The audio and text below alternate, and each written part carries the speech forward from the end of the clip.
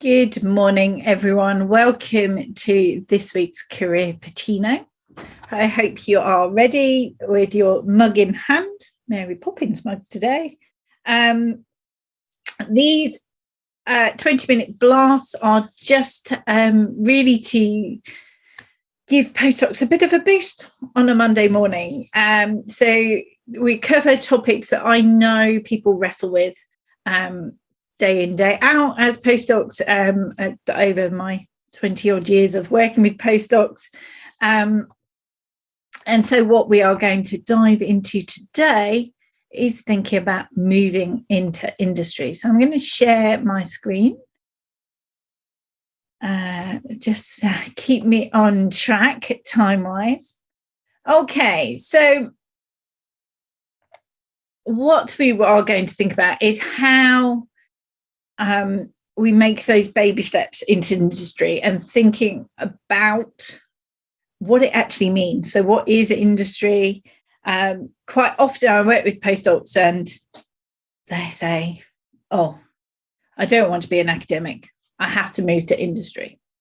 And you can almost see the little factory in their eyes. They really don't have much more of an idea other than it is somewhere else other than academia. So let's have a look. So firstly, the first thing I'm going to say is that industry isn't just one thing. I picked this variety of medicines here, tablets. Quite often people want to go into, say, pharma. You know, there are huge pharmaceutical companies like GlaxoSmithKline, AstraZeneca. I live just near Cambridge in the UK. So we're surrounded by all sorts of big pharma, but we also have small startups that have either spun out from one of the many universities around here or, someone's dream that they've come up with, or we have sort of more medium-sized companies. So industry isn't just one thing, and what goes for pharma is the same for biotech or big engineering. Big engineering, you've got the likes of things like Rolls-Royce, Airbus. I'm trying to think of the big engineers out there, but then you've got small engineering consultancies that might work on a variety of projects. So industry isn't just one box. So when you're saying, I want to move to industry, that's not enough. It's not clear enough. It's like, what do you actually want to do? And then you can go shopping for where that might be offered. So rather than saying, I want to work at AstraZeneca, for instance, is drilling down. Actually, what I want to do is work in drug discovery in this surroundings with these type of people using this part of my skill set. Once you've got clarity on that, you can then look at what industrial sector meets that. It's much easier and better to do it that way rather than just looking at a company. You're knocking out all the other jobs for a start. So making sure that you're really clear on what you want to do, what you'd love to do. You've got skills and experiences coming out of your eyeballs. Okay, you've got so many that you should be in the position to be able to choose. But some of that is then finding out where you can get those different types of roles. So making sure that you're not just thinking either very narrowly about one company or even one type of sector. Your skills and experiences might be applicable in other sectors.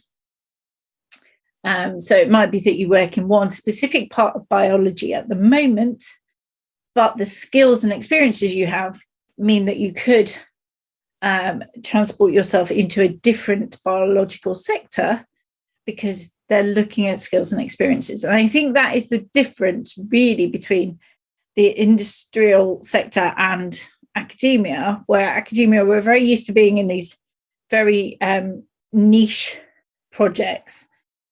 Industry is a bit more broader than that, and they will be looking at your skills rather than a personal career trajectory, a personal research trajectory. You will be fitting into their project rather than either driving a project or dreaming up ideas. So I guess that's the other big difference there. So the other thing, I've got this little money pot picture here, is that they are in business. Okay, and this is the defining factor between academia and industry. Yes, we can do research and development all the time, in industrial settings, but with the end product in mind. We need a product that we can sell, that there is a market for at the end, as opposed to academia, where we are more about discovery, and we might be doing quite blue sky research that doesn't have a means to an end. Whereas fundamentally, where you are applying for an industrial job, they are in business, and that means that they have to make money. So that might mean that they start up things very rapidly, and then if they're going nowhere, they drop them because that line of investment isn't credible. So thinking about, what does this mean for postdocs? It means that you have to understand a bit about their business. It's not just enough to turn up with your skills and go, choose me. It's much more about, okay, these are my skills, and this is going to help you get your drug to market. This is going to help the drug discovery. This is going to help your engine design. This is going to make our consultancy much slicker. Whatever it might be, they have a product to sell at the end. And they need to make money. Even in a social enterprises are ones that have they aim to do good by being in business, but they still need to make money to be able to do that good. So you need to understand that you are fitting into a process and where you will fit into that process. So it is perhaps having an awareness of, if it was say pharma, how a drug comes from idea to being in a patient, and understanding those steps, understanding where the advertised role fits into that pathway. So you have an awareness. The internet is your friend here. You can find out a lot about how things work, but also just talking to people in those industries, finding out exactly how people go from idea to product is really important, and the different stages in between, because your skills and experiences will probably fit one stage better than another. So firstly, it's going to make that job hunt easier, but then when you're talking to people, you're going to be much more convincing, because they will know, they've done their homework, they understand this. So my husband is in finance, and one of his frustrations with academics coming into that particular industry is that people don't understand that they have to make money. Despite the fact that that's one of the attractions, actually the firm has to make money. It's not enough to just come up with new and interesting ways of looking at the data. It has to translate into a business model. So don't forget that these people are in business. The other secret, which I seem to say on all these career opportunities, but is nonetheless true, is that your network can really help you. All the advice that I've looked at, and there are a couple of good, there's one in science and one in nature, in the careers section on moving into industry that I would point you to. But one of these very much said you have to warm up your network. And I quite like that phrase. Have a look at your network. If you haven't got LinkedIn and you're thinking of moving into industry, get LinkedIn, get some help, either from your university or a professional like myself. But if you've got people in your network who work in industries that you are interested in, talk to them, find out that information. You're not asking them at this stage for a job, you're asking them for information. It might be that they have a job and they go, you'd be super to apply for this, and pass you the details. That would be lovely. But actually, that first bit of warming up your network, don't you love that phrase, is about finding out stuff, finding out if this particular industrial niche is good for you, or if this one would be better. You need not only those facts and figures, so names of companies, where they advertise, all those sorts of things, but also that lived experience. What is it like to be a research and development chemist in, I don't know, a brewery or something similar? So you need to understand both the human dimension and also the sort of facts and figures behind that. But your network can really help you with advice, with what CVs look like, with what interviews look like, but also what it's like to work there day to day. And using something like LinkedIn, you've not only got your own first connections, but you've got everyone else's second connections as well. So it's a really powerful tool. And the thing that I would say is that if you are sat in a university and you're asking for advice within, say, your research group, you're going to get a certain colour to that advice. You're going to have that it's going to be tinted by everyone's experience. So if they've stayed in academia all their lives, then that's what they know, and they will be advising from that standpoint, which is why I'm saying cast the net wider, so that you're not just having all, the myths perpetuated about industry from someone who's never been there. So go and get the truth. The truth is very definitely out there, to quote the X-Files. The other thing that I think postdocs perhaps get a little bit wrong on occasion is assuming that the employer will just look at perhaps what you're offering and be able to, take that apart and go, oh, yes, perfect candidate. Okay. You need to look at the job description and absolutely tailor your skills and experiences to that job description. This is subtly different to, I'll come on to talk about CVs and applications in a moment.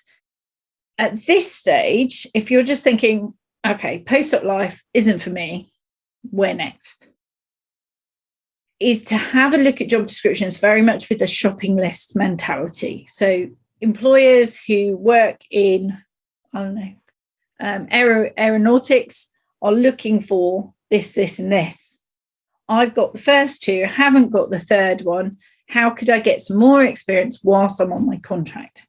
So universities are fantastic places for building skills and experiences. How could I get that?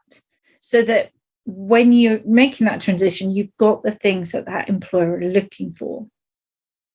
Sometimes we don't think laterally enough about our skills and experiences. So, for instance, management is a classic one. So they might say, experience in management. And you say, well, I've never held a management position, but you've looked after students. You might have managed technicians, you even in an informal sense. So you will have lots of management experience. It's just about articulating it. And I've got another career Pacino coming up all about that a little bit later on. But making sure that you really read a job description and understand what it is that employers are looking for. Again, your network can help you with, well, I've got this job description, but I'm not quite sure what this term means, or how important is this? If I've got the first 6, do I need 7 and 8? Chances are not necessarily.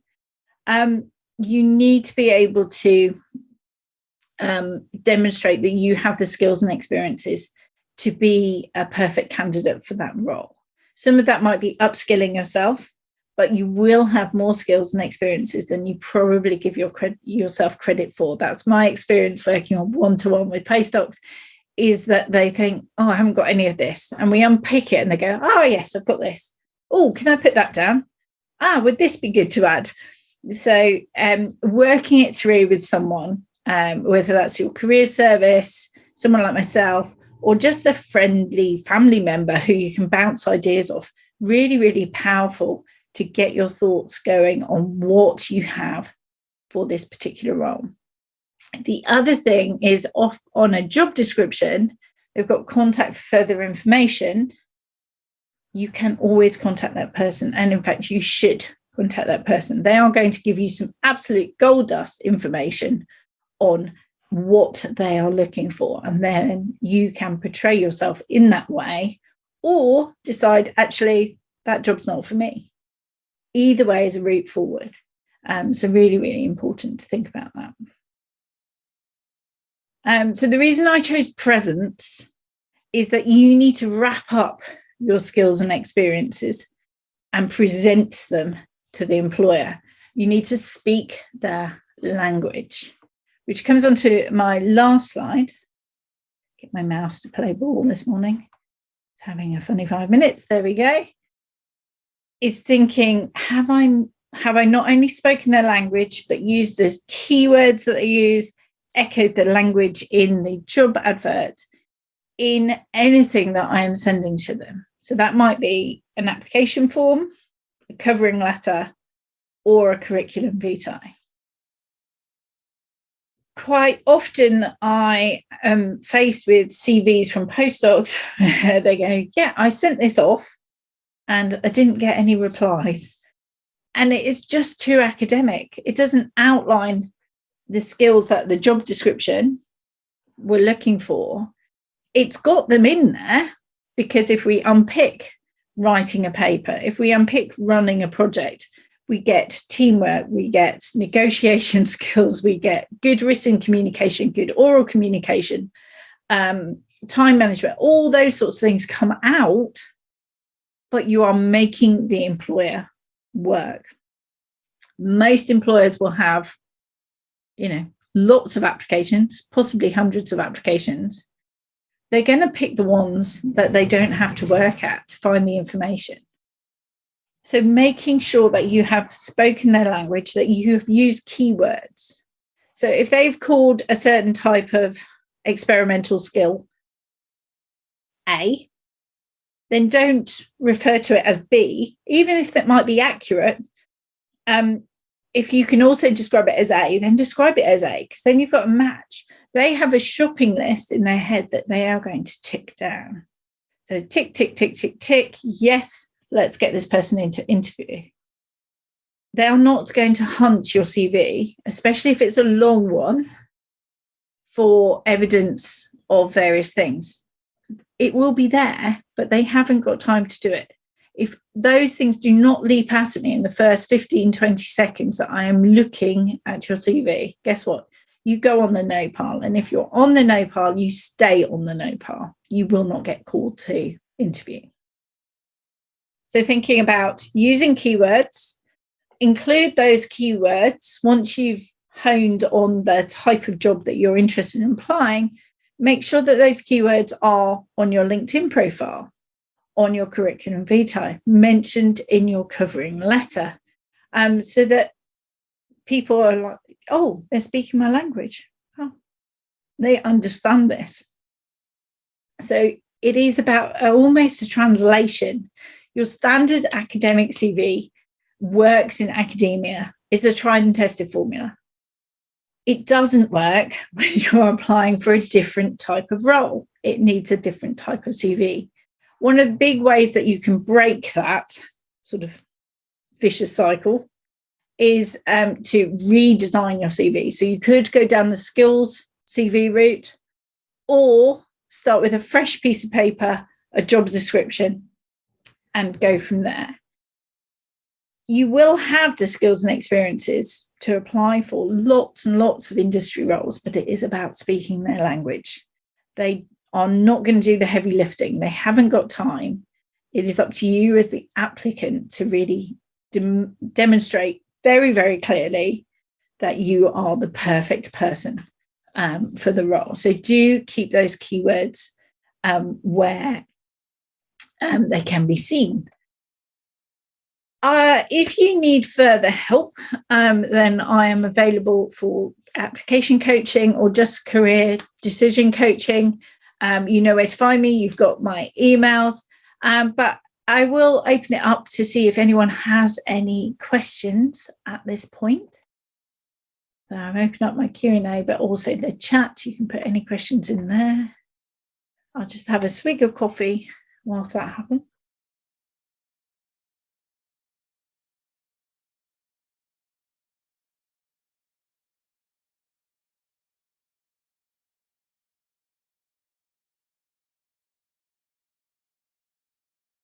Okay. Doesn't look like there are any questions. So I'm going to wish you a fantastic week. Have a very happy Easter if you celebrate Easter.